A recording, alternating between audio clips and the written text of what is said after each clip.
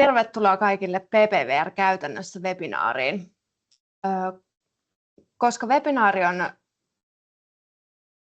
Koska PPWR on laaja kokonaisuus, keskitytään tänään PPWR:n erityisesti pakkaustuottajavastuun näkökulmasta ja niihin muutoksiin, jotka astuu voimaan tänä vuonna 12.8.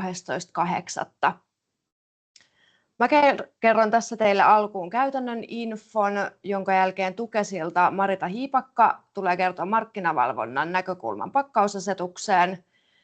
Ja sitten Anne-Mari Kulju-Sumilta tulee kertoa PPWR:stä ja tuottajavastuusta käytännössä. Ja sitten siirrytään Q&A-osioon, johon te osallistujat olette voineet esittää ennakkokysymyksiä ja niitä tulikin todella paljon ja osaan on vastattu jo henkilökohtaisesti. Ja osa kysymyksistä käsitellään sitten Q&A-osion alussa yhteisesti. Ja kysymyksiä voi esittää koko webinaarin ajan myös chatissa ja niihin vastataan siellä viimeisessä osiossa. Ja siellä voi myös avaa sitten mikkejä ja esittää vapaasti lisäkysymyksiä halutessaan. Ja meillä on tosiaan mukana webinaarissa meidän Sumin porukka ja lisäksi Tukesilta ylitarkastaja Marita Hiipakka ja johtava asiantuntija Tiia Salamäki. Ja ekana voitaisiin toivottaa tervetulleeksi Marita Hiipakka. Ole hyvä, Marita. Hyvää huomenta munkin puolesta. Mä jaan tämän esityksen, eli pitemmittä puheitta lähdetään käymään markkinavalvonnan näkökulmaa tähän PPWR:ään. Toivottavasti tämä näkyy tämä esitys. Ilmeisesti näkyy. Joo, tämän päivän aiheita on pikkusen puhua siitä, että mitä komissio ja mitä lainsäätäjä on tässä nyt PPWR:n suhteen tehnyt. Ja sitten mennään ihan tuohon PPWR-toimijarooleihin, eli kuka kukin on. Ja sitten markkinavalvonnan tällaisia perustermejä ja lopuksi sitten sitä pakkauksen vaatimusten mukaisuuden osoittamista. Eli pakkaus- ja pakkausjäteasetushan tosiaan aletaan soveltaa 12.8.2026 ja tulee useita täytäntöönpanosäädöksiä sitten seuraavien vuosien aikana pitkällä aikavälillä. Tämä on koko pakkauksen elinkaarta koskeva sääntelyuudistus, eli se kehdosta kehtoon ajattelu täällä pitäisi huomioida, eli kun se on näin laaja, niin se koskee tietenkin koko pakkausarvoverkkoa. Ja asetusta sovelletaan kaikkiin pakkauksiin materiaaleista riippumatta ja kaikkeen pakkausjätteeseen riippumatta siitä, että missä se pakkausjäte syntyy. Mitä nyt on sitten pitkään odotettu, niin komission ohjeita ja ne vihdoin viimein sitten tämän vuoden maaliskuun lopussa ihan julkaistiin, eli tällainen soveltamisohje ja sitten tällainen yleisimpiä kysymyksiä FAQ-dokumentti myöskin. Ja komissio on korostanut, että kumpikaan dokumentti ei korvaa, lisää tai muuta sitä asetusta. Ja näitä dokumentteja täytyy lukea yhdessä sen lainsäädännön kanssa, eli siihen itse lainsäädäntöön pitää myös sitten tutustua. Ja komissio on sanonut, että he voi päivittää näitä dokumentteja sitten tarvittaessa.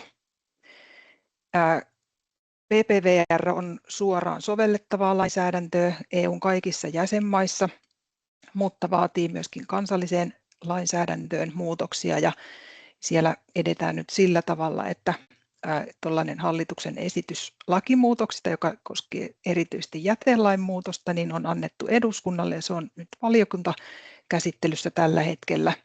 Ja sitten tätä meidän kansallista pakkaus- ja pakkausjäteasetusta, valtioneuvostoasetusta myöskin tullaan muuttamaan. Ja tämä on nyt lausunnoilla tällä hetkellä, eli lausuntoja voi antaa 29.5.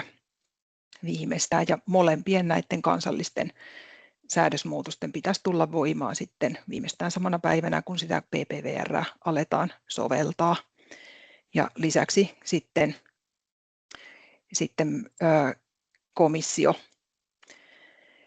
komissio myöskin tekee omaa työtään, eli tämän vuoden puolella pitäisi sitten vielä tulla täytäntöönpanosäädöksiä muun muassa.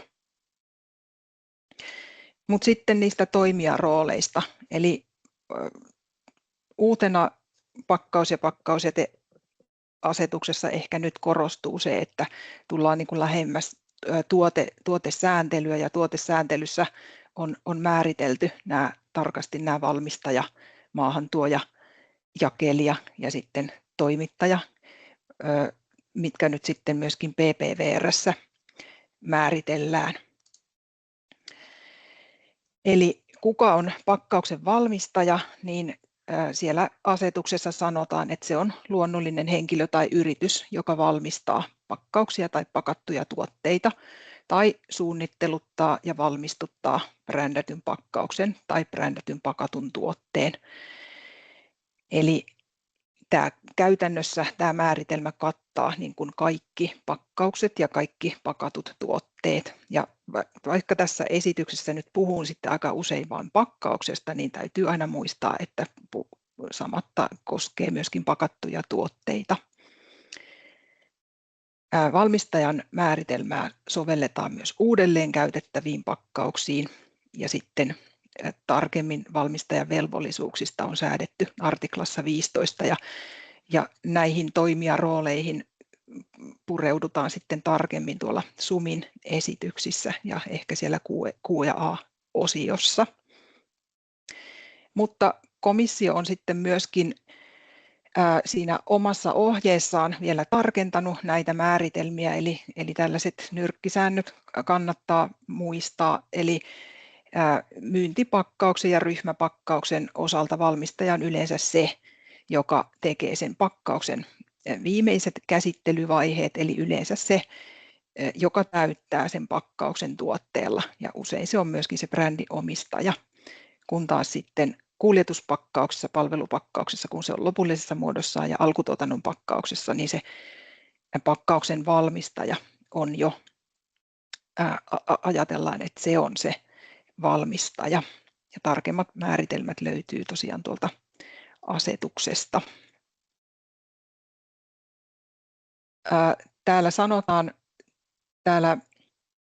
ensimmäisessä osiossa, missä puhutaan myyntipakkauksista ja ryhmäpakkauksista, niin puhutaan näistä toimittajista, eli pakkauksia, että joku toimittaa pakkauksia vaikka sille bränditalolle, niin nämä on sitten toimijarooliltaan tosiaankin toimittajia, eli ne toimittaa pakkauksia ja pakkausmateriaaleja näille valmistajille, ja toimittajalla on sitten velvoite toimittaa kaikki tiedot ja asiakirjat, jotka on tarpeen sen pakkauksen vaatimusten mukaisuuden osoittamisessa. Tähän tullaan sitten vielä myöhemmin tässä esityksessä.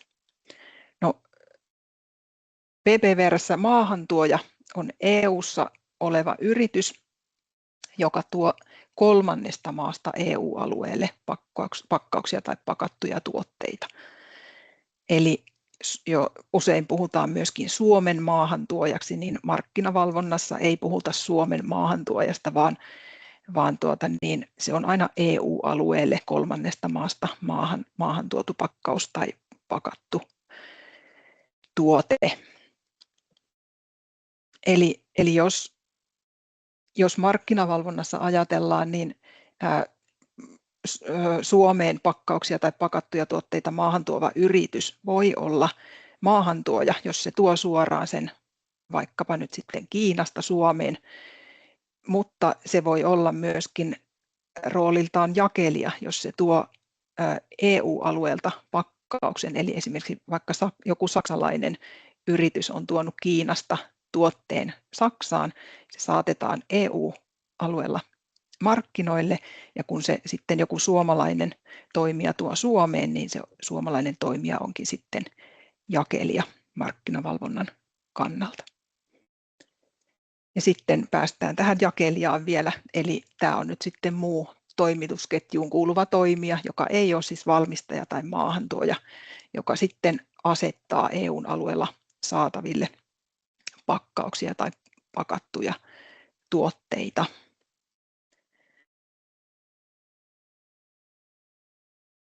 Ja näissä rooleissa on nyt sitten ollut näitä termejä asettaa saataville markkinoilla, niin kuin tuossa jakelijan tapauksessa, tai sitten täällä maahantuojan tai valmistajan tapauksessa sanotaan, että tuodaan, saatetaan markkinoille. Eli mitä nämä termit nyt sitten tarkoittaa? Nämä menee aika usein sekaisin, eli markkinoille saattamisella tarkoitetaan sen tuotteen, eli tässä tapauksessa pakkauksen tai pakatun tuotteen asettamista ensimmäistä kertaa saataville EUn markkinoilla. Ja tosiaan valmistaja tai maahantuoja on ne toimijat, jotka saattaa pakkauksia markkinoille. Eli tämä markkinoille saattaminen tapahtuu silloin, kun se pakkaus tuodaan tai valmistetaan EU-alueelle tarjolle, myyntiin tai käyttöön joko vastikkeellisesti, eli siitä maksetaan jotakin, tai ilmaiseksi. Eli jos joku tuote kuljetetaan vain EUn läpi jonnekin vaikka kolmanteen maahan, niin sitä ei lasketa markkinoille saattamiseksi. Ja myöskin tuo markkinoille saattaminen on aina tuotekohtaista, ei tuotetyyppikohtaista, eli joka ikinen tuote, vaikka se tehtäisiin sarjatuotantona, niin saatetaan yksittäisenä tuotteena markkinoille. Ja sitten tärkeää muistaa, että jos sitä tuotetta ei ole valmistettu, sitä ei ole saatettu markkinoille. Eli tässä tapauksessa, jos pakkausta ei ole valmistettu, niin sitä ei ole saatettu vielä markkinoille. Ja tämä tuote saatetaan markkinoille vain kerran, eli kun se valmistaja saattaa sen tuotteen EU-alueella markkinoille, niin kun sitä tuotetta sitten jaetaan eteenpäin seuraavassa portaassa siinä jakeluketjussa, niin se on sitten sitä asettamista saataville EUn markkinoilla. Ja 2022 vuonna on julkaistu tällainen sininen opas Blue Guide, ja se on tällainen EUn tuotesääntöjen täytäntöönpano-opas, ja siellä kerrotaan tarkemmin näistä termeistä, ja siellä on myöskin muuta hyvää asiaa ylipäänsä tuotesääntelyyn liittyen, eli sitäkin suosittelen lukemaan, kun PPVR sovelletaan. Mutta sitten se itse vaatimusten mukaisuuden osoittaminen. Eli pakkauksen vaatimusten mukaisuudesta ensin se on se sääntö nyt tässä PPVR:ssä ja muussakin tuotelainsäädännössä, että EU-markkinoille saa saattaa ainoastaan vaatimusten mukaisia pakkauksia. Ja se koskee tosiaan niitä tyhjänä tai täynnä olevia pakkauksia. Ja tämä on niin sanottu tuotevaatimus, eli se koskee pakkaukselle säädettyjä kestävyysvaatimuksia. Ja mitä ne kestävyysvaatimukset on, niin ne on nyt listattu tuossa oikealla puolella, eli artiklat 5-12 tuossa PPVR:ssä kertoo ne pakkauksen kestävyysvaatimukset, eli millainen sen pakkauksen pitää olla, että se on vaatimusten mukainen. Eli sen pakkauksen täytyy täyttää soveltuvin osin kaikkien näiden artiklojen vaatimukset, että se on vaatimusten mukainen.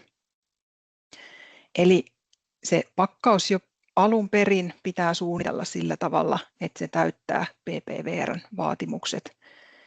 Eli sillä tavalla täytyy muuttaa ehkä täytyy muuttaa sitä ajattelutapaa tässä, eli ainoastaan vaatimusten mukaisia pakkauksia saa saattaa markkinoille, kun PPVR aletaan soveltaa.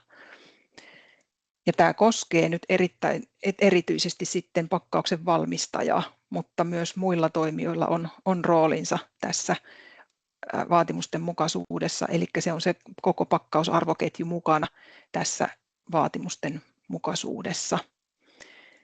Ja nyt sitten erona tuottajavastuuseen on se, että tosiaan silloin kun pakkauksen vaatimusten mukaisuutta katsotaan, niin katsotaan pakkauksen tuoteominaisuuksia, minkälainen se pakkaus on tuotteena, kun taas tuottajavastuussa katsotaan sitten, että näitä jätepään asioita.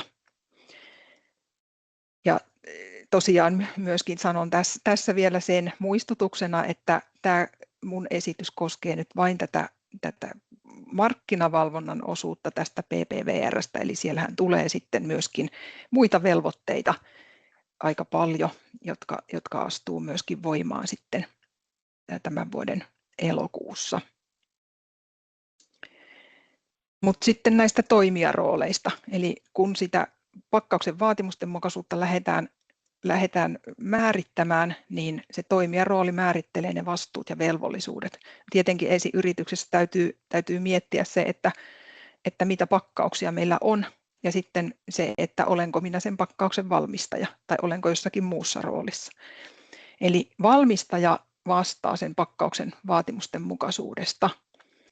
Eli se on ainoa oikeudellinen toimija, joka vastaa, että se pakkaus on vaatimusten mukainen.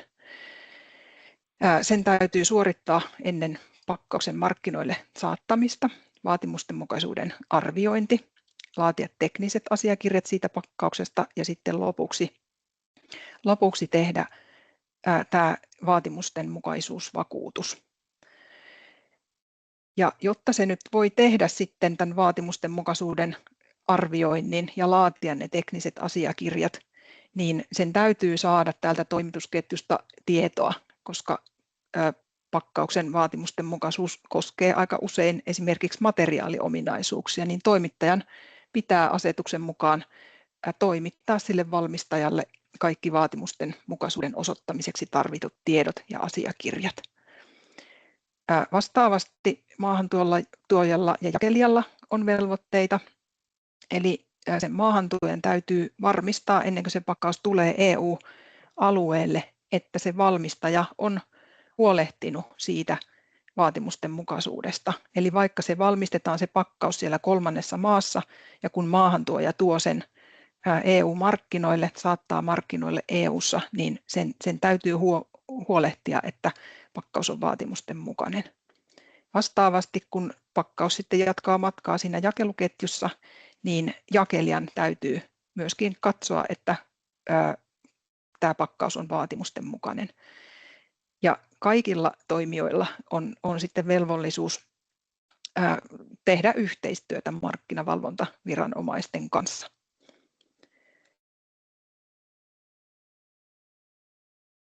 No, soveltaminen alkaa sitten elokuussa, eli mitäs kestävyysvaatimuksia tämä nyt sitten koskee.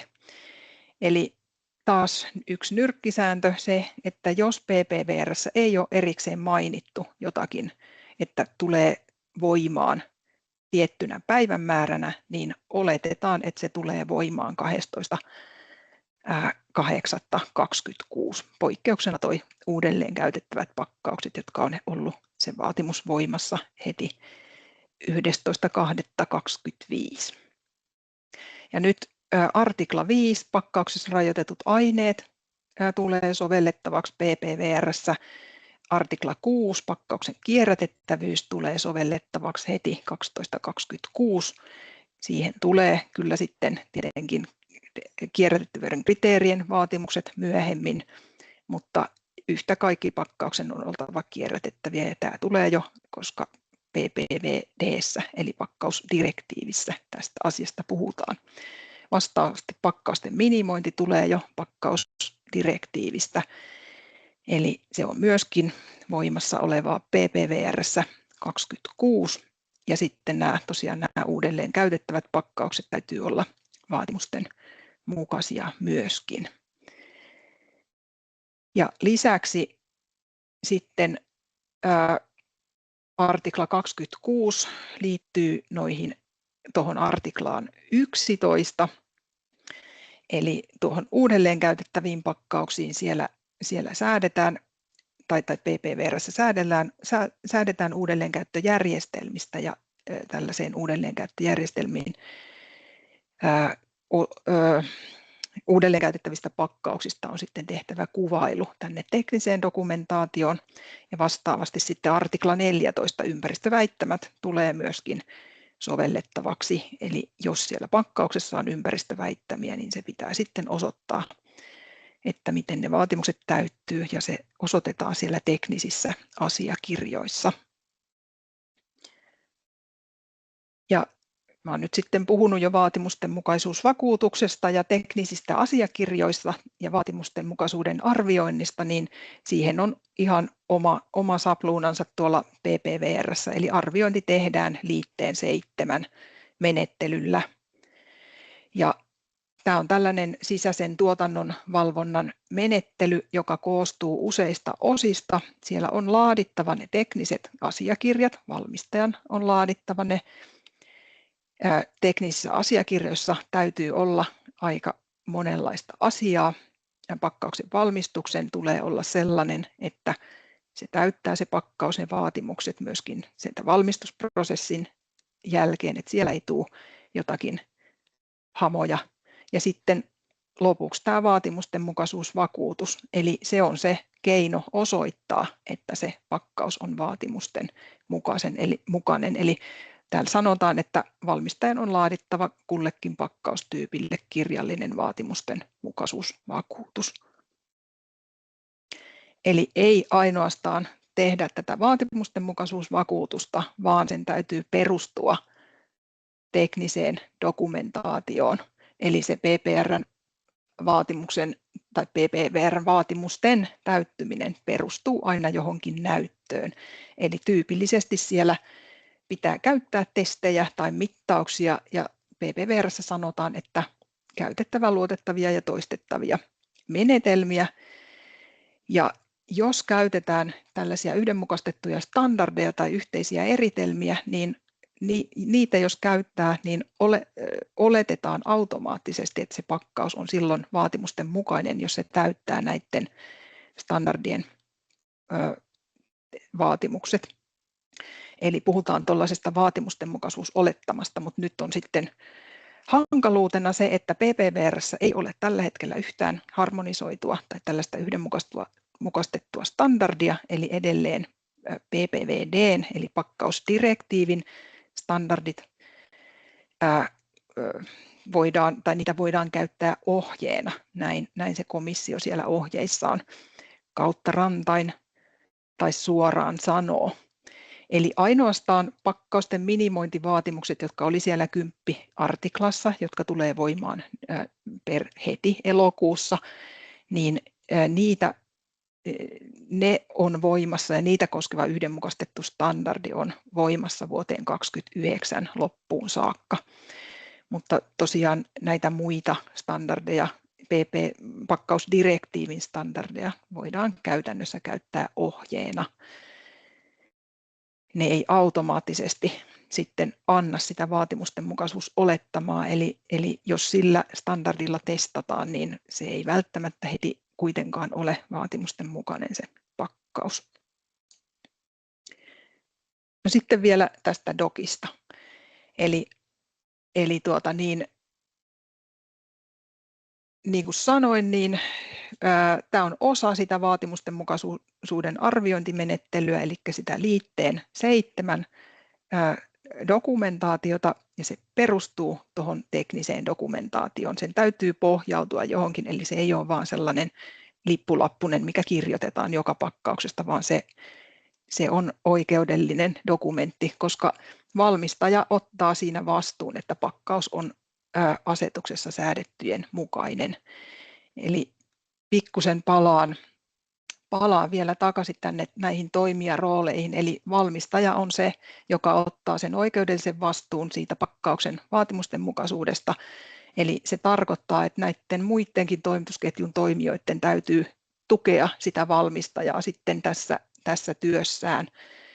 Tai valmistaja tietenkin itse miettii, että keneltä ne materiaalit ostaa ja miten se pakkaus siellä kolmannessa maassa valmistetaan, mutta yhtä kaikki se on, valmistaja on siitä oikeudellisessa vastuussa sitten, jos siellä jotakin sääntöjen vastaista sitten on. No, tämä vaatimustenmukaisuusvakuutus noudattaa tiettyä muotoa, ja se malli on tuolla asetuksen liitteessä 8.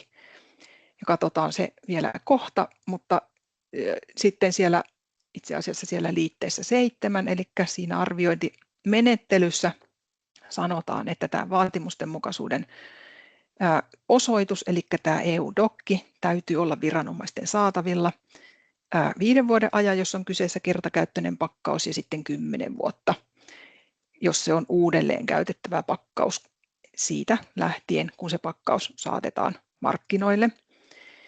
Eli tämähän nyt kertoo jo siitä, että minnekään post-it-lapuille ei tätä, tai ruutuvihko ei välttämättä enää sitten riitä tällaiseen, eli täältä tulee valtavasti tätä dokumentaatiota, johon tietenkin toimijat on jo tottuneet muun muassa tuottajavastuun raportoinnin osalta.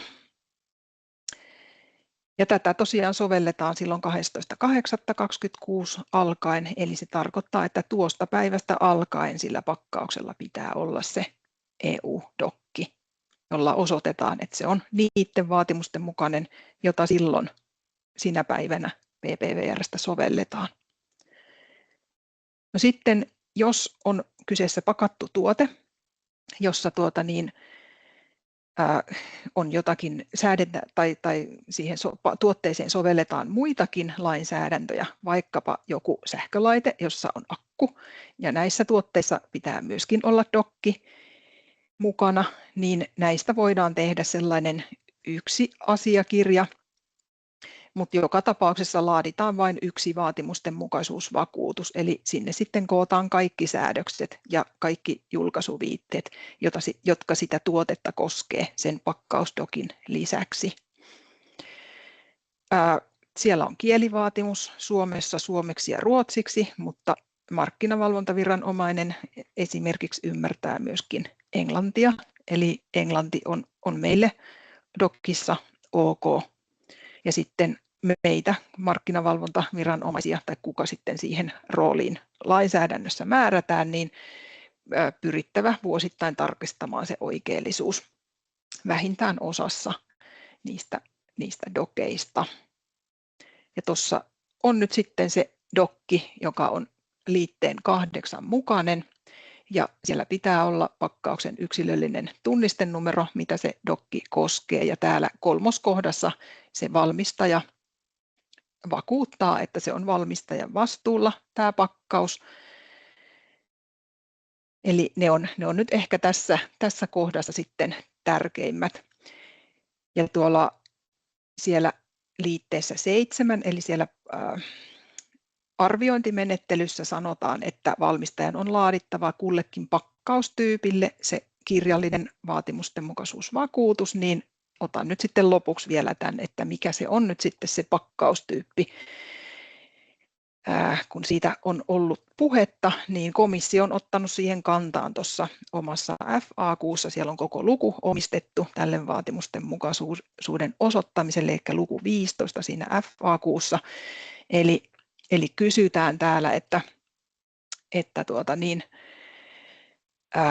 onko se laadittava jokaiselle pakkauksen osalle vai koko pakkausyksikölle, niin vastaus on, että koko pakkausyksikölle ja sitten se pakkaustyyppi tuossa kysymyksessä 2, että tarkoittaako se samaa kuin siinä liitteen 2 taulukossa 1 olevaa pakkaustyyppejä, niin komissio vastaa, että ei ole, vaan se tarkoittaa pakkausmuotoa tai pakkauserään tai sarjaan liittyvää tyyppiä, eli ei näitä pakkausmateriaaleja. Eli pakkaustyyppi olisi esimerkiksi tässä tämmöinen muovipullo, joka koostuu, tämä olisi se koko pakkausyksikkö, koostuu muovipullosta, muovikorkista ja ehkä muovisesta etiketistä.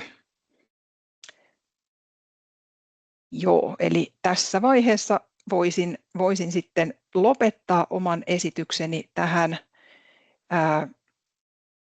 Keskusteluja voidaan varmasti jatkaa sitten myöhemmin vielä tänä päivänä.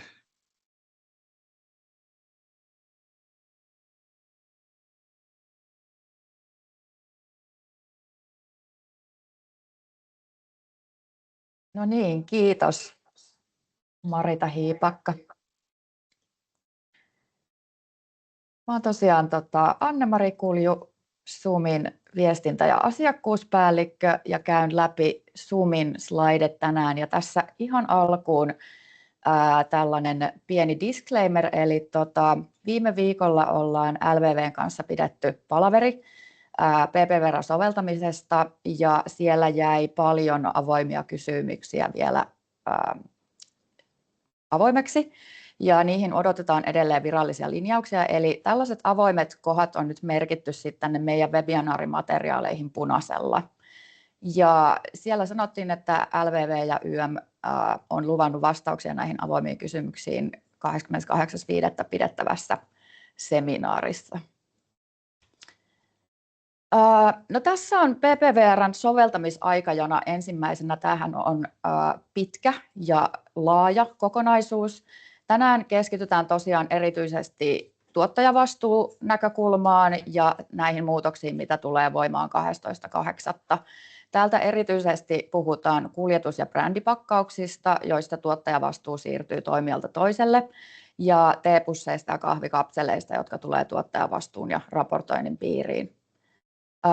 Seuraava tärkeä päivämäärä sitten tuottajavastuun kannalta on 1.1.2028, jolloin pakkaukset, jotka on saatettu markkinoille siitä päivästä lähtien, raportoidaan uudella raportointitavalla, ja silloin myös kevyen raportoinnin rajaksi tulee 10 000 kiloa vuodessa, eli se laskee. Muutama vuosi eteenpäin seuraava iso muutos tuottajavastuun kannalta tulee 1.1.2030, jolloin tuottajavastuuraportointi siirtyy kierrätettävyysluokkien A ja C mukaan, ja näiden kierrätettävyysluokkien ulkopuolisia pakkauksia ei saa enää saattaa markkinoille. 2038 pakkausten on täytettävä kierrätettävyyskriteerien luokat A tai B, eli toi C-luokka tippuu sitten siellä pois. Ja lähdetään tosiaan tästä PPVR:n ehkä helpoimmasta osuudesta meidän näkökulmasta, eli 12.8. tulee uusia pakkauksia raportoinnin piiriin. Tässä ei ole mitään epäselvää, hyvin suoraviivasta, eli teepussit ja kahvikapselit raportoidaan nyt sitten elokuun puolivälistä eteenpäin pakkausten mukana. Ja teepussit raportoidaan tosiaan kuluttajapakkauksiin, kertakäyttöisiin ja päämateriaalin mukaan, eli jos ne on paperipohjaisia, niin ne menee kuitupakkauksiin, ja sitten tällaiset verkkorakenteiset ja pyramidipussit, nailon, petti, PLA, menee muovipakkauksiin. Ja tarkassa raportoinnissa pitää huomioida sitten myös muut materiaalit, eli leibeli ja naru. Kahvikapselit raportoidaan myös kuluttajapakkauksiin kertakäyttöisenä ja päämateriaalin mukaan. Näitähän saattaa olla useampia, eli alumiiniset metallipakkauksiin, muovikapselit muovipakkauksiin, biohajavat eli PLAsta tehdyt menee myös muovipakkauksiin, ja sitten jos on tämmöisiä monimateriaalikahvikapseleita eli muovirunko ja alumiinikansi, niin ne pitää raportoida sitten kansi ja runko erikseen muovi- ja metallipakkauksiin. Tässä vielä huomiona sit raportoinnissa se, että nämä tosiaan raportoidaan vain loppuvuoden osalta, eli ei takautuvasti koko vuodelta. No sitten kun lähdetään käymään tätä PPVR ja näitä tuottajavastuun muutoksia läpi, niin käydään ensin määritelmiä ja termejä tähän alkuun. Eli PPVR koskee tosiaan yritys- että kuluttajapakkauksia, ja asetus kattaa kaikki pakkaukset, jotka on tarkoitettu tuotteiden säilyttämiseen, suojaamiseen, käsittelyyn, kuljetukseen tai esillepanoon, riippumatta siitä, päätyykö ne kuluttajille vai yrityksille. Ja tuolla myöhemmin puhutaan tosiaan näistä erityyppisistä pakkauksista, niin tässä voi olla kertausta osalle, voi olla uusia asioita. Myyntipakkaus on siis primääripakkaus, eli se, missä tuote myydään kuluttajalle tai muulle loppukäyttäjälle. Ja myyntipakkaus on myös useasti tuotetiedon välittäjä. Ryhmäpakkaus on sitten taas tällainen pakkaus, missä on useampi tuote samassa, eli voi olla tämmöinen juoma sixpacki, sukkien 3-päkki, hammastahnaa 3-päkki, ja siinä nämä tuotteet yhteen yhdistävä asia on se ryhmäpakkaus. No sitten kuljetuspakkauksesta puhutaan paljon tänään, ja kuljetuspakkauksen tarkoituksena on helpottaa yhden tai useamman myyntiyksikön käsittelyä tai kuljetusta toimitusketjussa. Kuljetuspakkauksiin ei lasketa maantie-, rautatie-, meri- ja lentokuljetuksessa käytettäviä kontteja, koska nämä ei ole pakkauksia PPVR:n mukaan.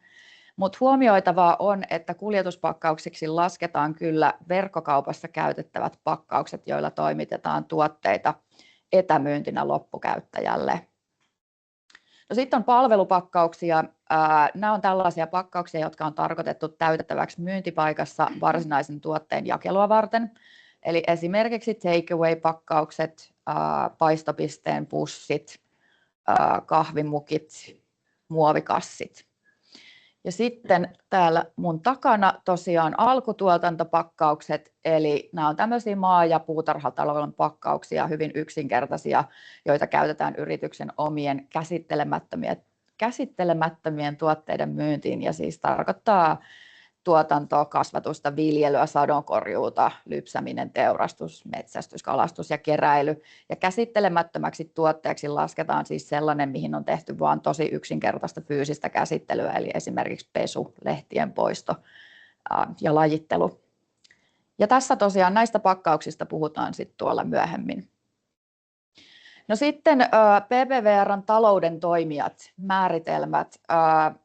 Marita näitä kävikin jo läpi osittain. Me keskitytään tänään ehkä vähän eri talouden toimijoihin. Eli PPVR:ssä tosiaan pyritään määrittelemään selkeästi yksi tuottaja kutakin pakkausyksikköä kohden, riippumatta siitä, onko kyse tyhjästä pakkauksesta vai tuotteita sisältävästä pakkauksesta. Ja jotta sieltä pitkästä toimitusketjusta löydetään se tuottaja, eli tuottajavastuullinen yritys, tässä määrittelyn tukena on toimittajan, valmistajan, maahantuojan, jakelijan ja loppukäyttäjän määritelmät.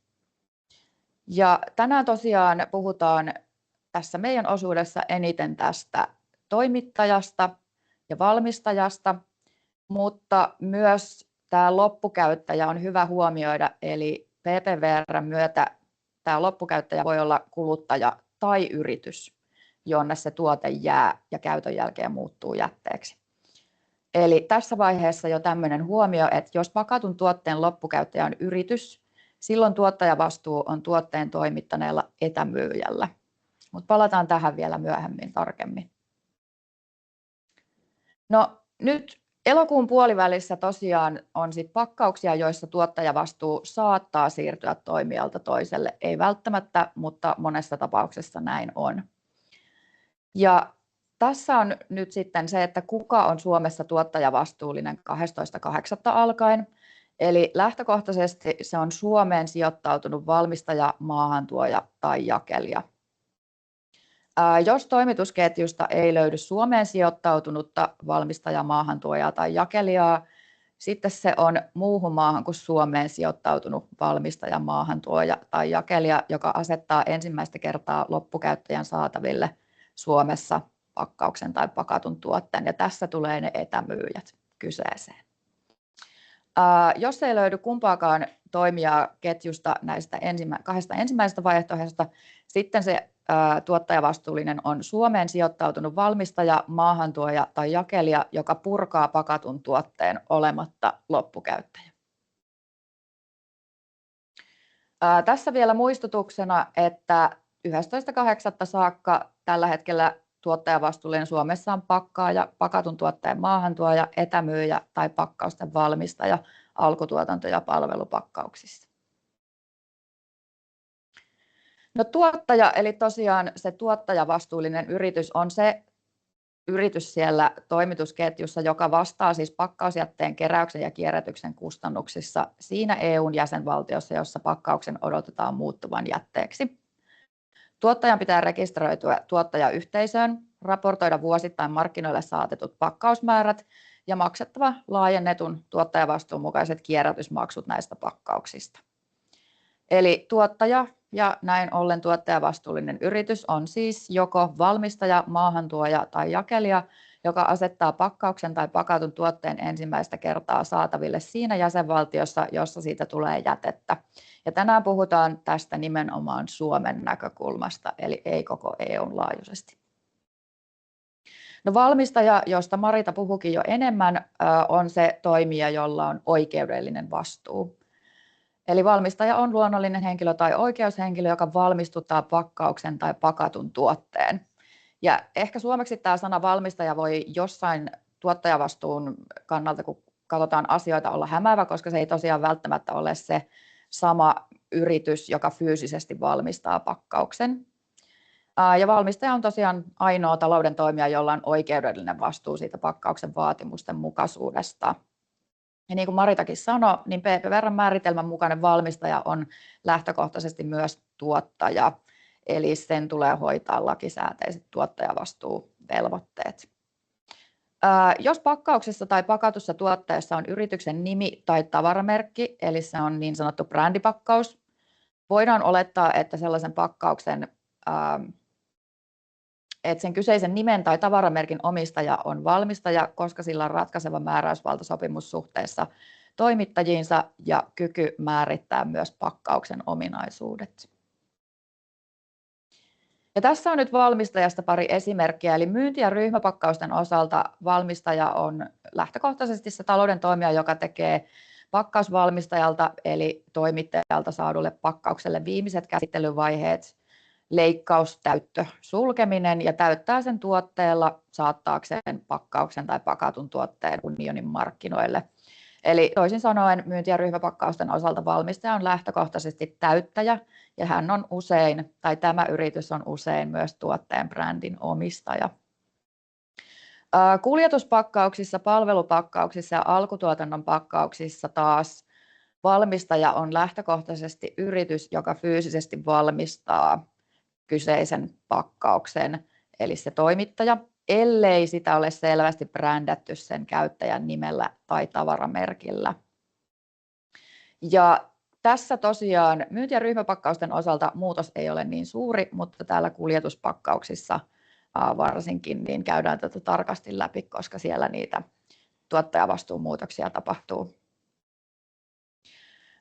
No näitä brändipakkauksia, niillä tarkoitetaan siis kaikkia sellaisia pakkauksia, joissa on yrityksen nimi, logo tai tavaramerkki. Ja PPVR:n näkökulmasta ratkaisevaa tuottajavastuun kannalta ei ole se, kuka fyysisesti valmistaa pakkauksen, vaan se, kuka määrittelee pakkauksen suunnittelun. Ja brändi aika pitkälti määrittää tuottajavastuullisen yrityksen, koska voidaan tosiaan olettaa, että kyseisen nimen tai tavaramerkin omistajalla on se ratkaiseva määräysvalta sopimussuhteessa toimittajiin ja kyky määrittää pakkauksen ominaisuudet. Täällä tulee nyt ensimmäiset disclaimerit kuitenkin, eli näitä punaisella olevia asioita. Odottaa vielä tarkempia linjauksia siitä, että mitkä kaikki elementit lasketaan brändäämiseksi. Ja samoin myös sitä, että mitkä ominaisuudet lasketaan määrittäviksi, eli riittääkö esimerkiksi pelkkä kustomoitu koko pakkauksessa ilman logoja olemaan määrittävä ominaisuus, ja näihin jäädään odottelemaan vielä vastauksia. No, tässä on esimerkki brändipakkauksesta, eli vähittäiskauppa myy tuotteita omalla tuotemerkillä, vaikka valmistus on ulkoistettu. Ja tässä on tosiaan nyt tämä punaisella oleva reunus, tarkoittaa sitä, että aiemmin tuottajavastuu on ollut näin. Ja nyt sitten 12.8.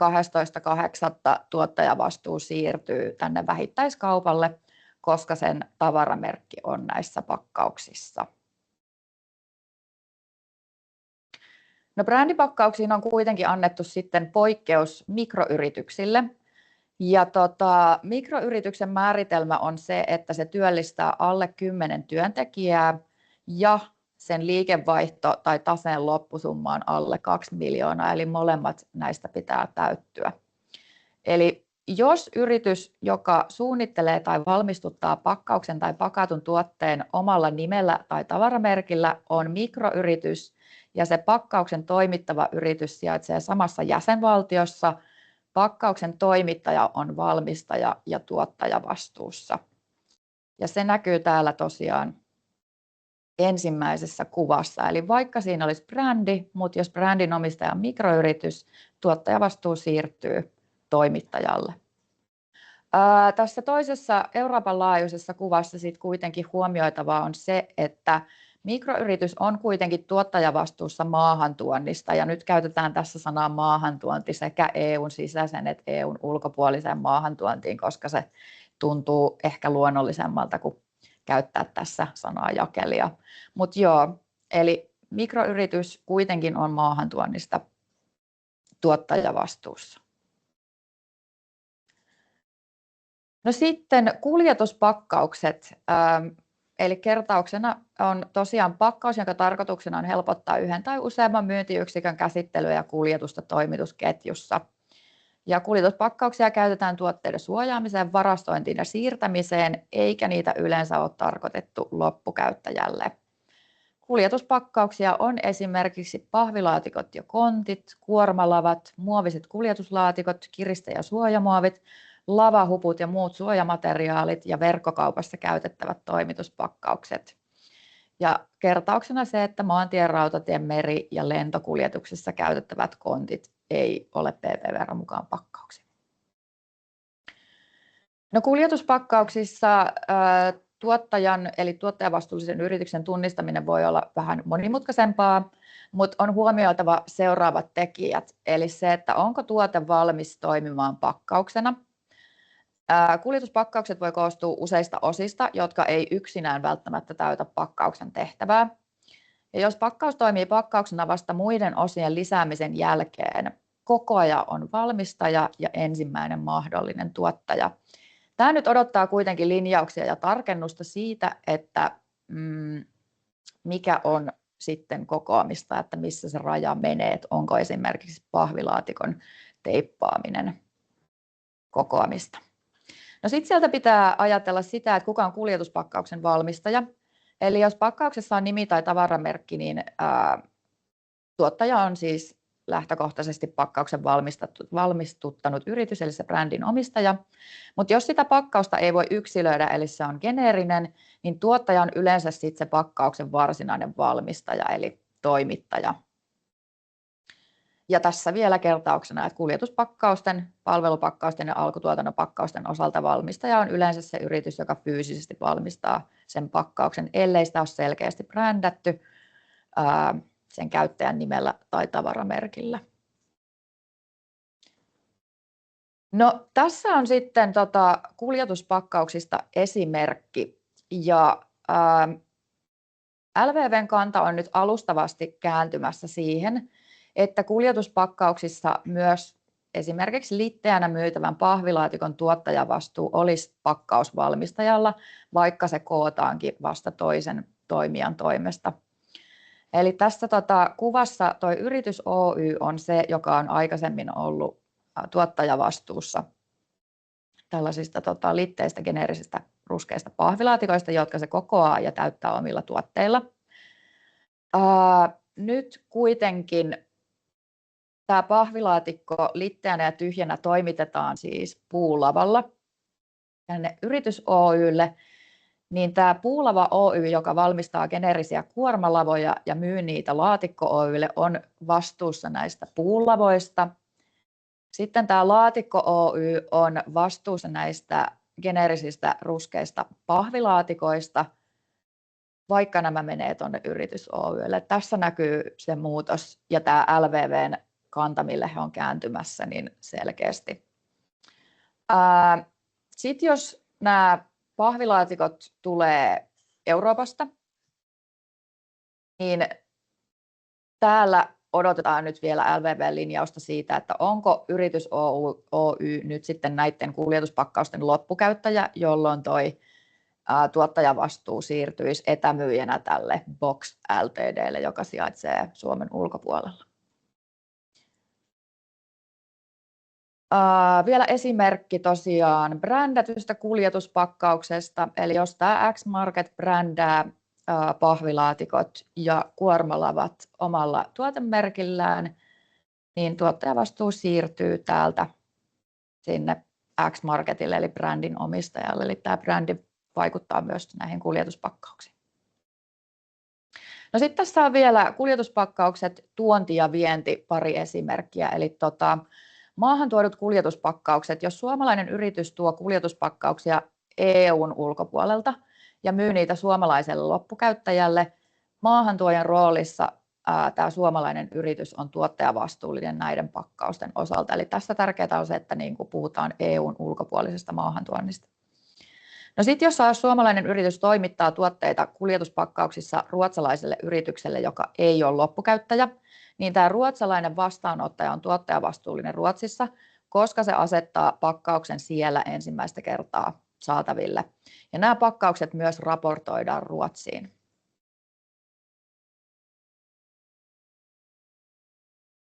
Tässä vielä tämmöinen kaavio, josta voi helposti, mutta sieltä toimitusketjusta etsii sitä tuottajavastuullista toimijaa. Eli tosiaan jos ensinnä katsotaan, että onko sen pakkauksen tai pakatun tuotteen valmistaja sijoittautunut Suomeen. Jos kyllä, seuraava kysymys on, että onko pakkaus tai tuote brändätty. Jos kyllä, niin tuottajavastuullinen on brändin omistaja. Jos ei, niin sitten tuottajavastuullinen on valmistaja. Tuolla tosiaan kuljetuspalvelu- ja alkutuotannon pakkauksissa se on se tyhjän pakkauksen valmistaja ja myynti- ja ryhmäpakkausten tuottaja on pakatun tuotteen valmistaja. No sitten jos ei ole olemassa tosiaan Suomeen sijoittautunutta toimijaa, niin sitten katsotaan, että onko joku toinen sieltä ketjusta, eli jakelija, maahantuoja tai pakkauksen purkaja. Heillä on tuottajavastuu, jos sellainen löytyy. Jos sitäkään ei löydy, niin sitten kysymys on, että toimitetaanko tuote suoraan loppukäyttäjälle. Jos kyllä, niin sitten etämyyjä, eli ulkomaalainen toimija on tuottajavastuussa. Ja summa summarum huomioitavaa 2026 raportoinnissa on siis se, että tuottajavastuu ja raportointivelvollisuus saattaa siirtyä toimijalta toiselle 12.8. Eli brändin omistajat raportoi kaikki brändätyt pakkauksensa siitä lähtien itse. Pakkausvalmistajat ei enää raportoi muiden omistamien brändien pakkauksia 11.8. jälkeen. Ja näillä näkymin kuljetuspakkauksen valmistaja raportoi valmistamansa pakkaukset, jotka jää Suomen jätehuoltoon. Ja tässä muutoksen keskellä on tärkeää se, että pakkausmääriä ei katoa, eikä yrityksiä jää vapaamatkustustilaan. Eli tuottajavastuun jatkuminen tässä muutoksessa on meidän kaikkien vastuulla. Siinä oli meidän slaidit ja nyt siirrytään sitten Q&A-osioon. Ja tosiaan ennakkokysymyksiä tuli tosi paljon ja niistä on valittu tähän nyt osa ja ne käsitellään nyt aluksi vielä yhteisesti. Ja sen jälkeen käydään sitten läpi chatista poimitut kysymykset ja voitte vapaasti esittää lisäkysymyksiä myös mikin ja kameran välityksellä. Ja kysymysvuoroa siellä lopussa voisit pyytää viittaustoiminnolla. Täällä on ensimmäisenä ennakkokysymyksiä Tukesille. Eli Marita ja Tiia, olkaa hyvät.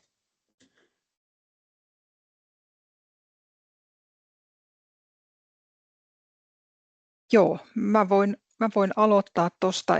Eli tuossa on tuo eka kysymys.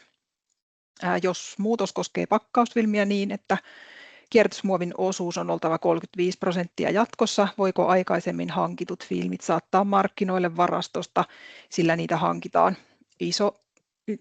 4 vuoden tarve kerralla, koska se tilausraja on iso. Ja tässähän nyt viitataan sitten tuohon 7-artiklaan kierrätetyn muovin sisältöön ja sitä aletaan soveltaa silloin 2030 tai riippuen täytäntöönpanosäädöksen voimaantulosta, kumpi on myöhäisempi. Ja se on se nyrkkisääntö se, että soveltamisajankohdasta lähtien valmistaja tai maahantuoja ei saa saattaa markkinoille vaatimusten mukaista pakkausta. Ja ennen sen vaatimuksen voimaantuloa ne markkinoille saatetut pakkaukset saa käyttää. Mutta nyt tuossa puhutaan tuosta pakkausfilmistä, eli todennäköisesti kalvorullasta. Niin se on usein pakkausmateriaali, eli ei valmis lopullinen pakkaus. Eli jos siitä kalvosta tehdään pakkauksia, tai tämä kysyjä olisi pakkausvalmistaja, eli sillä olisi kalvorullia ja se siitä valmistaisi niitä pakkauksia. Ja jos ne valmiit pakkaukset saatetaan markkinoille vasta niin kuin sitä PPVR:n tai kun se PPVR:n soveltamispäivämäärä tulee, niin silloin täytyy huolehtia, että se pakkaus on vaatimusten mukainen. Jos taas se, niin kuin tuossa sanottiin, niin kuljetuspakkausten osalta saattaa nyt olla pikkusen epäselvää, että onko se pakkaus, mutta jos se on sitten kuljetuspakkaus ja se katsotaan valmiiksi pakkaukseksi, niin siinä tapauksessa sen saa sitten saattaa markkinoille. Eli aina täytyy miettiä, että onko se pakkaus vai pakkausmateriaali, jota käsitellään, ja sitten se päivämäärä. Eli jos on saatettu markkinoille jo ennen sitä päivämäärää, niin silloin saa myydä. Jos ne vasta valmistetaan sen päivämäärän jälkeen, niin ei saa myydä vaatimusten vastaisia. No sitten toinen kysymys tuossa on, että miten PPVR huomioi tuon, että elintarvikkeiden kokonaisympäristövaikutuksessa ruokahävikin ehkäisy on merkittävämpää kuin itse pakkauksen vaikutus.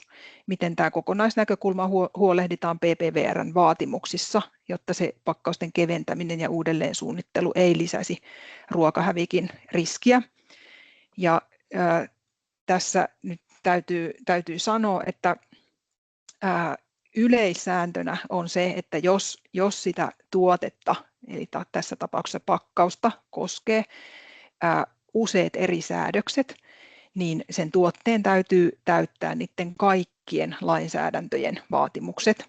Eli jos jotakin lainsäädäntöä sovelletaan, eli tässä tapauksessa PPVR sovelletaan, niin se ei tarkoita, etteikö sitä toistakin lainsäädäntöä sovelleta, eli että ei jätetä niitä säädöksiä noudattamatta, ja tämä koskee myöskin tätä ruokahävikki-asiaa.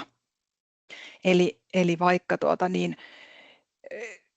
vaikka PPVR sovelletaan, niin on huolehdittava nämä ruokahävikin vähentämisen politiikat. Ja no, markkinavalvontaviranomainen ei ole oikea taho vastaamaan näistä politiikkasuosituksista tai politiikkapäätöksistä, mutta fakta on kuitenkin se, että sekä pakkaukset että ruokahävikki on siellä EU:n kiertotalouden toimintasuunnitelmassa mainittu, mutta jos niitä niin kuin hierarkisesti katsotaan, niin tämä PPVR on matalammalla kuin tämä ruokahävikki-asia. Niin se tarkoittaa sitä, että PPVR kun sovelletaan, niin sen ei saa torpata näiden ruokahävikkitavoitteiden toteutumista.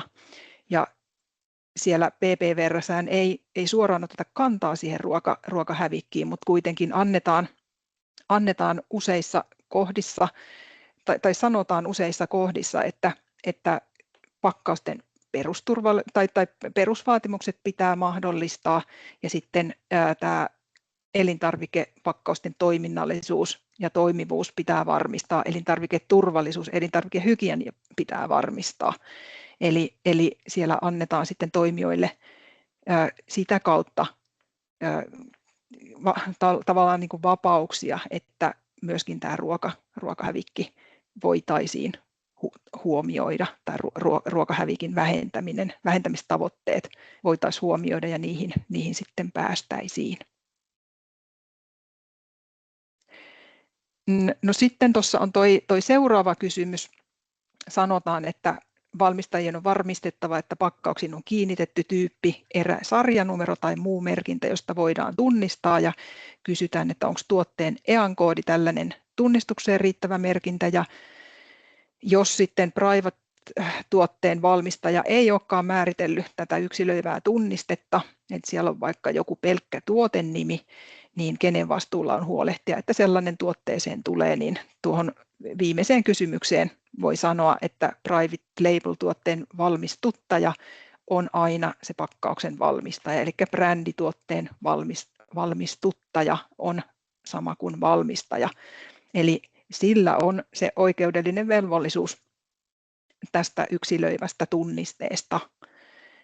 Eli se ei ole sen private label-tuotteen fyysisen valmistajan vastuulla, vaan se on sen oikeudellisen vastuun valmistajalla. No sitten tuohon, että onko tuotteen EAN-koodi tunnistukseen riittävä merkintä, niin tähän ylipäänsä tähän tunnistamiseen on komissio ottanut kantaa tuolla FAQ:ssa, eli siellä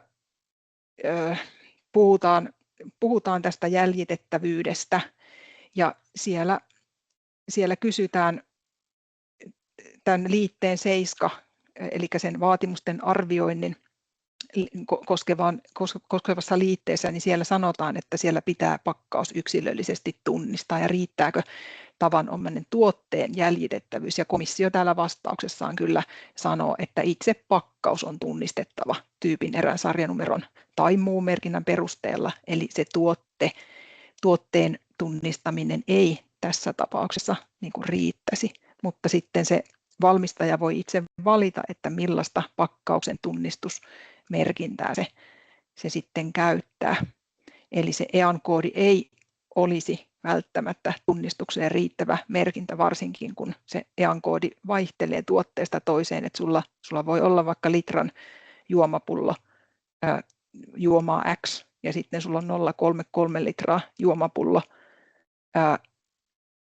samaa juomaa, ja niillä on sitten kuitenkin eri enarit, vaikka se pakkaus on periaatteessa samanlainen. No sitten kysytään vielä tuosta kielletyistä aineista sisältävistä pakkauksissa, eli varastojen loppuun myynnistä. Eli tämä on vähän samanlainen vastaus kuin tuohon ykköskohtaan jo vastasin, tai tuossa kysytään, että miten tällaisten pakkausten vaatimustenmukaisuusvakuutus laaditaan, niin no ei vaadita, tai lyhyt vastaus on se, että vaatimustenmukaisuusvakuutusta ei laadita tällaisista pakkauksista, koska jos tässä nyt viitataan esimerkiksi siihen PFAS-asiaan, joka tulee elintarvikepakkauksille 12.8.26, niin ennen sitä päivämäärää markkinoille saatetut pakkaukset on pakkausdirektiivin ja meidän kansallisten lainsäädäntöjen alasta. Siellä ei ole velvoitetta tehdä dokkia, eli näistä ei laadita sitä vaatimustenmukaisuusvakuutusta, mutta tässä täytyy nyt taas sitten miettiä, että mikä se on se pakkaus, eli jos se onkin se pakkaus, joku kalvorulla, josta vasta tehdään pakkaus sitten tämän määräpäivän jälkeen tai määräpäivänä tai sen jälkeen, niin sitten täytyy huolehtia, että se pakkaus on vaatimusten mukainen, siitä pitää olla tekninen dokumentaatio ja siitä pitää olla maininta siellä dokissa. Ja nämä markkinoille saattamisen päivämäärät on siinä mielessä näissä tällaisissa lainsäädännön nivelvaiheissa tärkeitä, että markkinavalvontaviranomainen voi kysyä, että miksi pakkaus ei ole PPVR-vaatimusten mukainen, niin sitten toimija voi sanoa, että olen saattanut pakkauksen markkinoille ennen sitä määräpäivää, no osoita se minulle. Eli sitä varten tarvitaan sitten se dokumentaatio siitä markkinoille saattamisesta.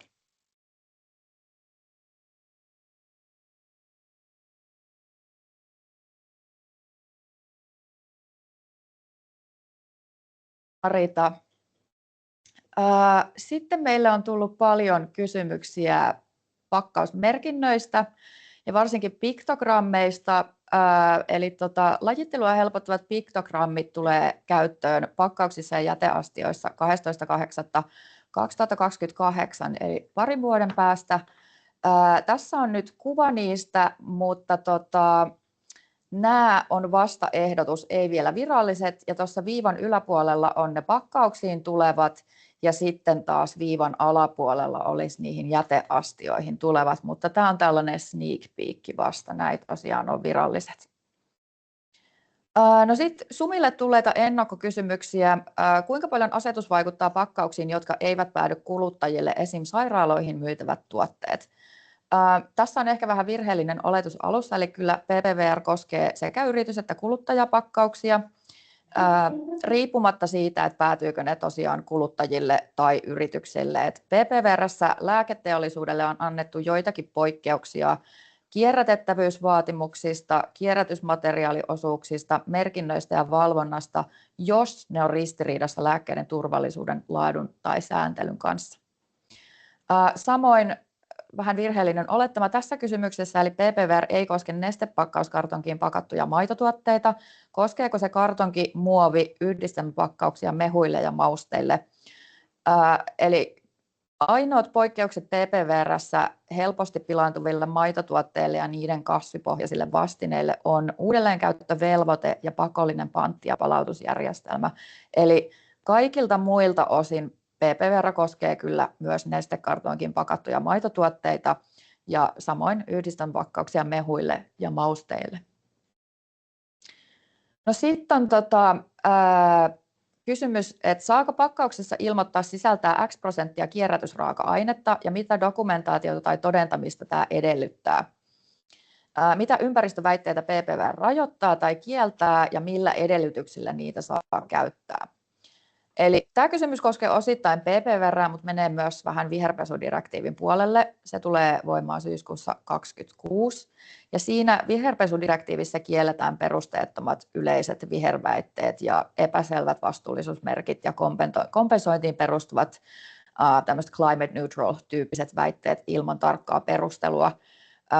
PPVR:ssä artikla 14 ympäristöväittämät käsittelee kyllä tätä aihetta. Ja siellä sanotaan, että väittämät pakkauksissa esimerkiksi kierrätettävä, biopohjainen, kompostoituva on sallittuja vaan, jos ne ylittää PPVR:n asettamat vähimmäisvaatimukset ja ne on laskettu PPVR:n laskentasääntöjen mukaan. Ja sitten tämmöisen väittämän pitää myös kertoa täsmällisesti, että mistä pakkauksen osasta on kyse. Onko se koko pakkaus vai vaikka esimerkiksi kansi. Ja PPVR:ssä liite 7 löytyy vaatimustenmukaisuuden arviointimenettely. No sitten, voiko pakkauksia kierrättää tai uudelleenkäyttää lähettämällä ne eteenpäin esimerkiksi asiakkaille, jälleenmyyjille tai muille toimijoille, ja miten tällainen edelleenlähetys ja uudelleenkäyttö tulisi huomioida raportoinnissa?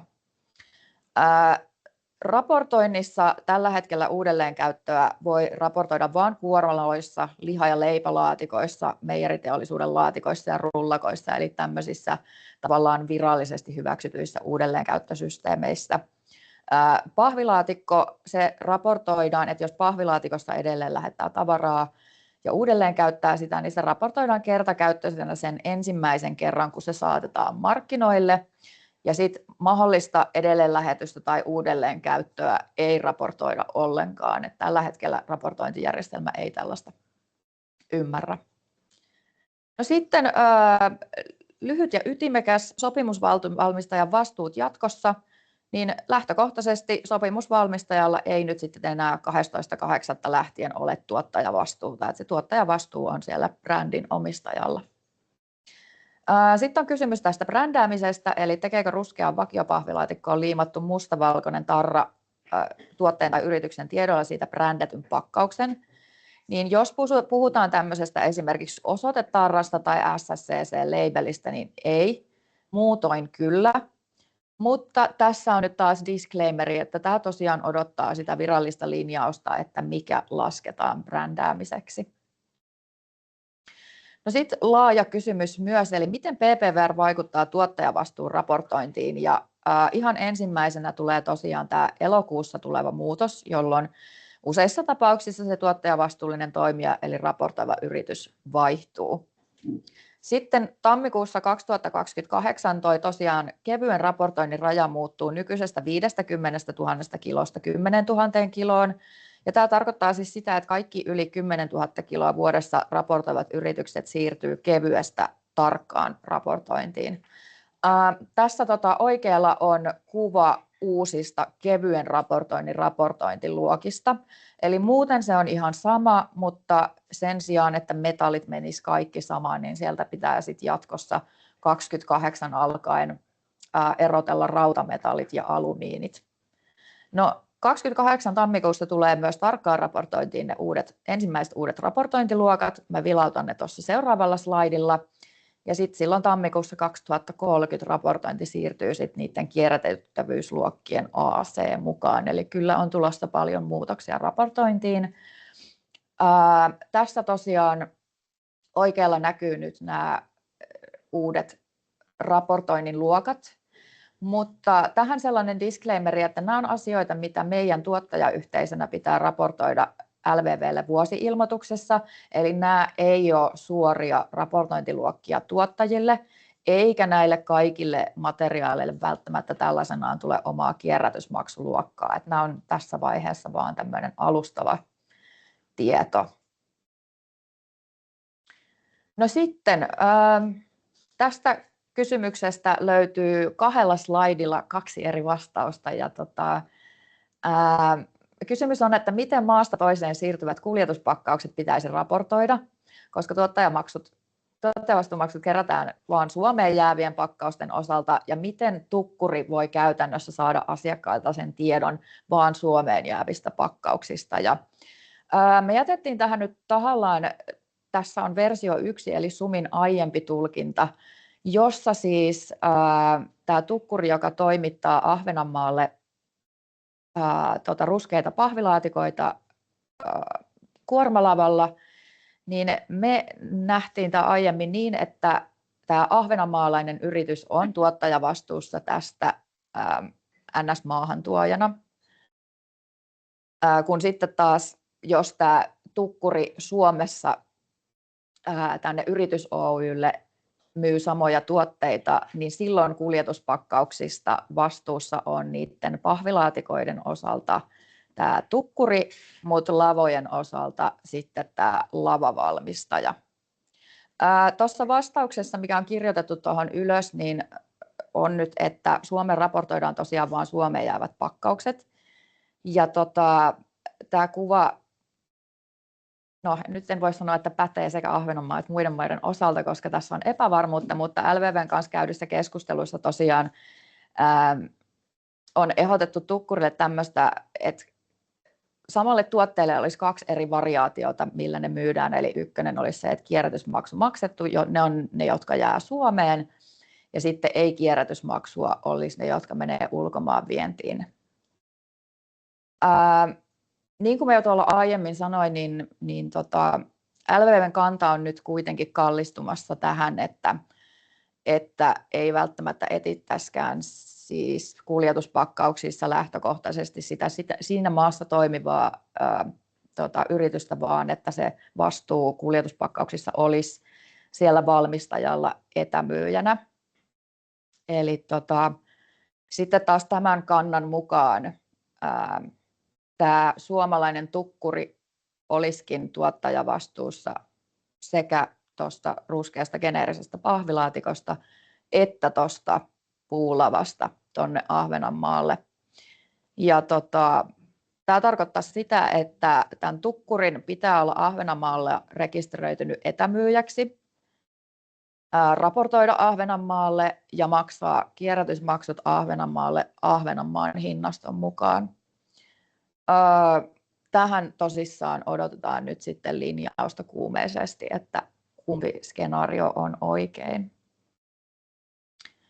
No sitten meille tuli kysymys tämmöisistä lisenssoinnista, eli verkkokaupan pakkaus, jossa ainoana painatuksena on rekisteröity tavaramerkkilogo, ja pakkauksen on valmistuttanut toimija, jolla on logoon käyttöoikeus lisenssisopimuksen kautta. Eli miten tämä lisenssointi vaikuttaa tuottajavastuuseen? SUMin tulkinta on tällainen, että tätä ei ole suoraan sanottu PPVR:ssä, mutta koska se tuottajavastuu on kuitenkin tavaramerkin omistajalla, me nähdään tämä niin, että sen lisenssisopimuksen myötä tuottajavastuu siirtyy sille logon käyttöoikeuden ostaneelle suomalaiselle toimijalle. Eli jos brändin omistaja on esimerkiksi Jenkeissä, ja suomalainen yritys on lisensoinut sen tavaramerkin käyttöoikeuden Suomessa, ja se tilaa ne suomalaiselta toimittajalta, niin tämä suomalainen yritys, jolla on se lisenssi, on tuottajavastuussa. Siinä oli meidän ennakkokysymykset, ja seuraavaksi käydään sitten läpi tosiaan chatista poimitut kysymykset.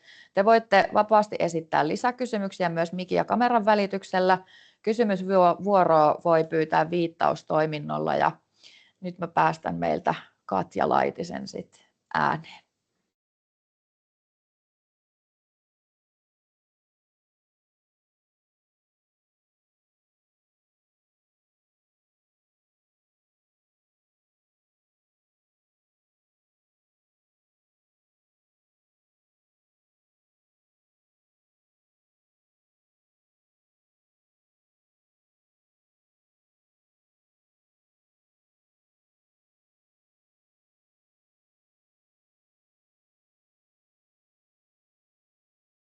No niin, nyt saatiin mullekin äänet päälle, eli äänioikeus.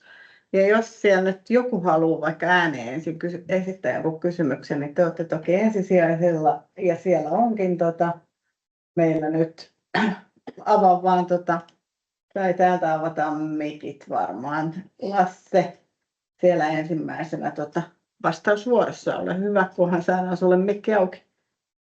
Tai kysymys. Toivottavasti tämä kuuluu. Eli kysymys on, jos tehdään palvelupakkaus, myydään Y-tunnuksen olevalle yritykselle EU-hu, sanotaan vaikka Italiaan, geneerinen pakkaus tai sitten brändipakkaus, mihin maahan raportoidaan ja mihin maahan maksetaan tuottajavastuumaksut?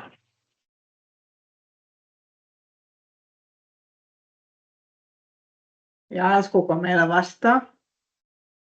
Vai tulkitsen kuitenkin? Kuuluuko nyt?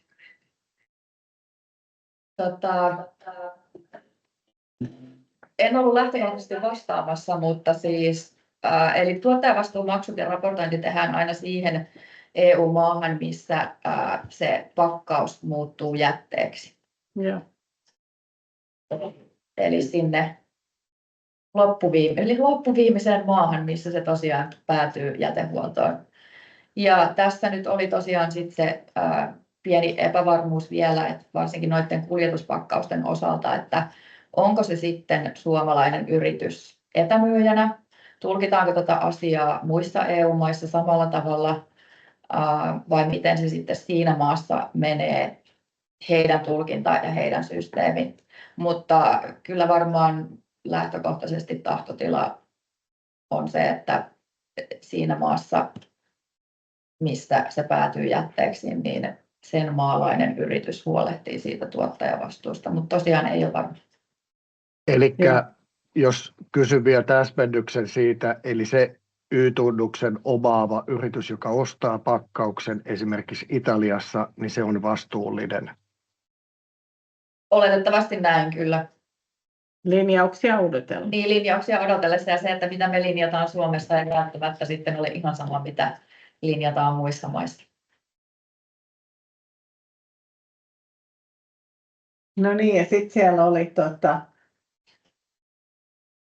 käsittääkseni JL näkyy minulle, eli mikä hän on nimeltään? Laine Janne tässä, hei. No niin, Laine Janne, ole hyvä, esitä kysymys. Yes, eli meillä on tällainen tilanne, liittyy siis kuljetuspakkauksiin ja sitten näihin vastuuasioihin. Suomessa yritys valmistusta Suomessa sekä valmistusta Kiinassa ja sitten hyvin paljon tämmöistä R&D-toimintaa, missä sitten mennään tuonne kuljetuspakkausten puolelle. Saatetaan tilaa vaikka meidän Kiinan tehtaalta komponentteja, TMS, ja ne tulee tämmöisessä geneerisessä pakkauslaatikossa meille, jossa sitten on kiinalaisten sekatavarakauppojen brändäämiä pienempiä laatikoita. Ja eilen juuri tässä lähetin esimerkiksi yhteen testilabraan tämmöisessä jonkun Ding Dong sekatavarakauppa brändäämässä pahvilaatikossa näytteen, niin miten tällaisissa asioissa tämä vastuu ja raportointi?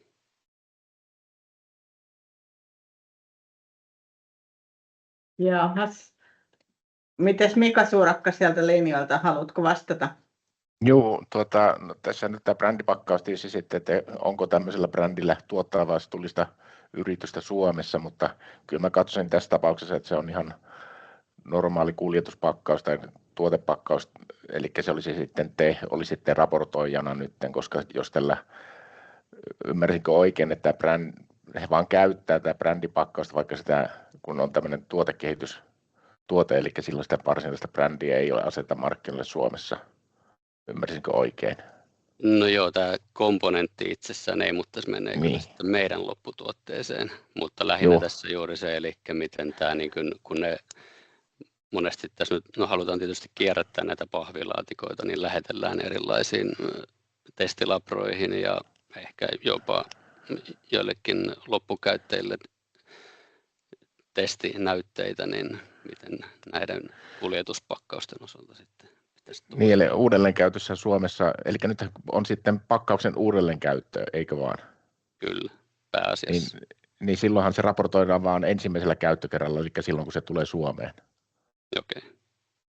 Joo, eli uudelleenkäytössähän raportoidaan ainoastaan vain ensimmäisellä käyttökerralla pakkaukset, ei jokaisella käyttökerralla. Silloin teidän ei tarvitse raportoida siitä, kun se lähtee teiltä, ainoastaan se, kun tulee teille.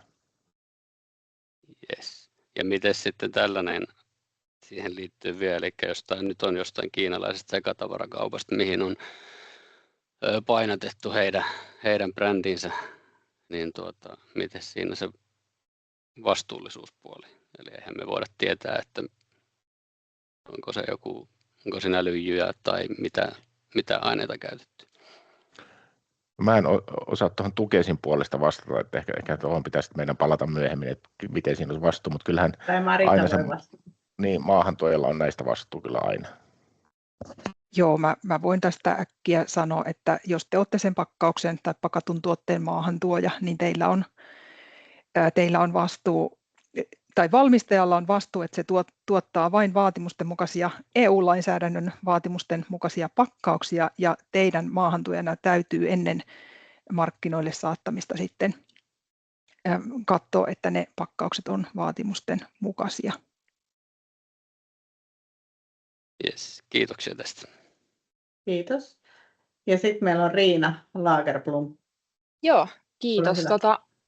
Mä kysyisin tuosta maahantuonnista, eli kun tuodaan EUn ulkopuolelta pakkausmateriaaliin, niin kuuluuko kaikkien EU-hun maahantuotujen pakkausten tämä vaatimustenmukaisuus maahantuojan vastuulle myös niiden pakkausten osalta, joita ei saateta loppukäyttäjille? Eli koskeeko tämä kaikkia pakkauksia? Jos esimerkiksi me tuodaan Kiinasta maahan varaosia ja sitten pakataan ne toiseen pakkaukseen ennen kuin sitten myydään ne loppuasiakkaalle. Joo. Eeva, haluaisitko vastata? Joo. Otin tämän kameran päälle. Odotin, että Marita tuohon vielä olisi voinut vastata Tukesilta, mutta siis se on myös markkinoille saatettu, kun te sen komponentin tuotte maahan siinä pakkauksessa, niin se on yhtä lailla Suomen markkinoille. Sillä on saatettu, kun se puretaan Suomessa se. Okei. Kiitos. Hyvä, kiitos. Olisiko vielä muita kysymyksiä linjoilta?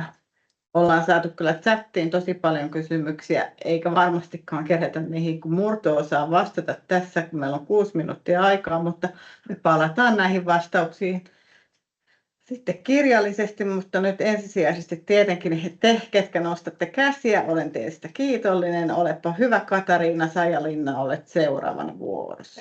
Kiitos, laitoin juuri chattiin myöskin tämän kysymyksen, mutta jos kerran on tässä hyvä etuajo-oikeus, niin käytän sitä. Kyllä. Eli ihan tarkistan vaan nyt, että kun minun ymmärtääkseni tässä puhutaan kahdesta vähän niin kuin eri asiasta, eli EUn vaatimusten mukaisuusvastuusta, jossa pitkälti se oikeudellinen vastuu tulee valmistajalle, ja sitten tuottajan vastuu, joka on nimenomaan taas sitten tämä jäteulottuvuus tässä. Ja nyt jollain lailla esimerkiksi tässäkin keskustelussa mulla on jäänyt kuvaa, että nämä kaksi termiä vähän niin kuin sekoittuu keskenään. Niin miten tämä pitäisi niin kuin pelkistää tämä ajattelu? Tässä on kaksi eri asiaa. Onko? No haluaisiko Mika Surakka vetää yhteen tämän kätevästi? No Marita joo, voisi teitä tukea.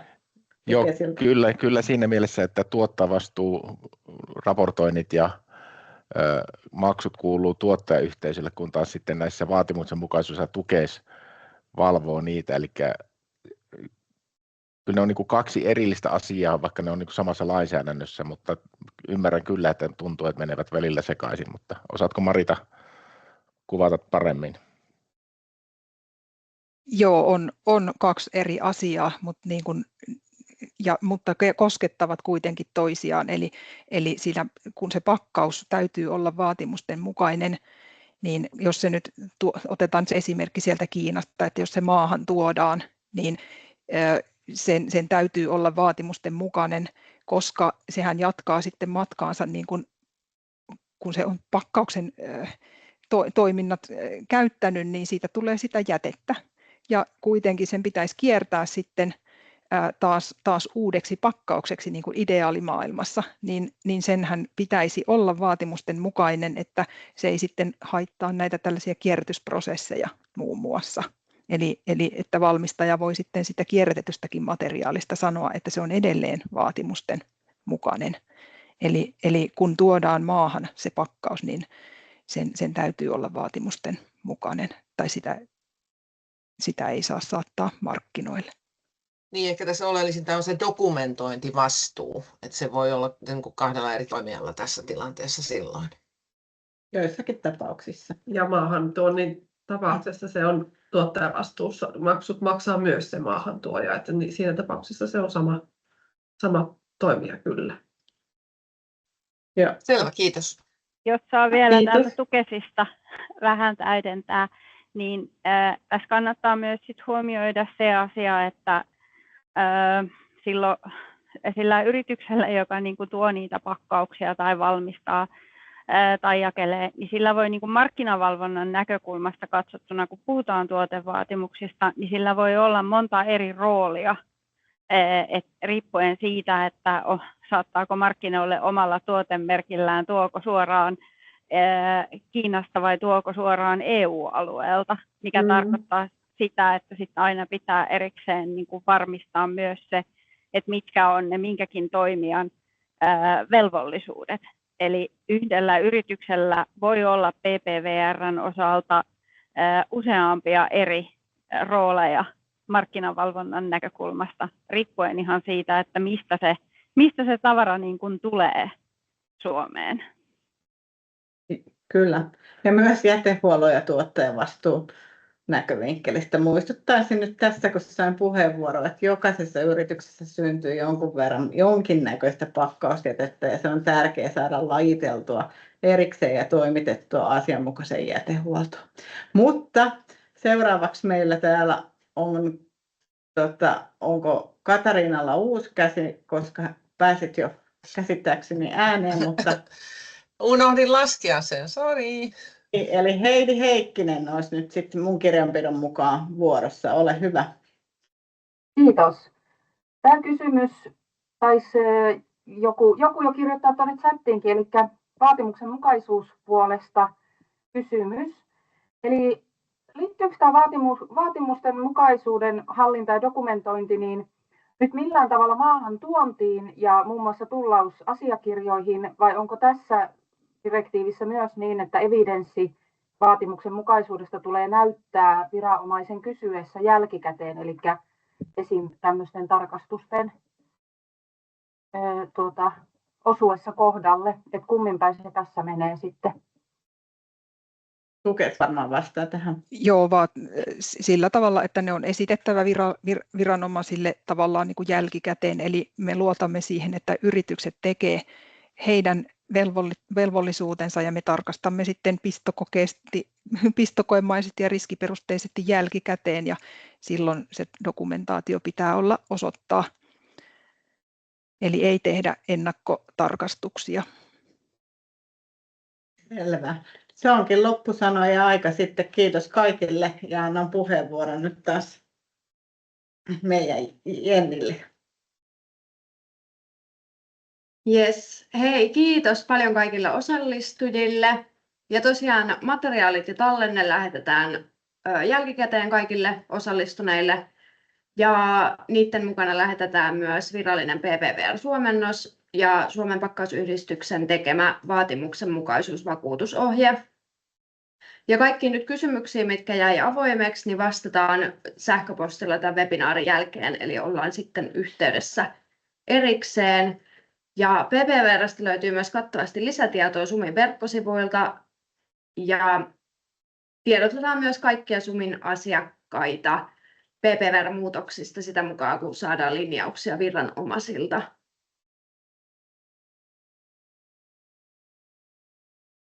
Ja PPVR-raportointipaja järjestetään myös syksyllä SUMin asiakkaille. Kiitos paljon kaikille.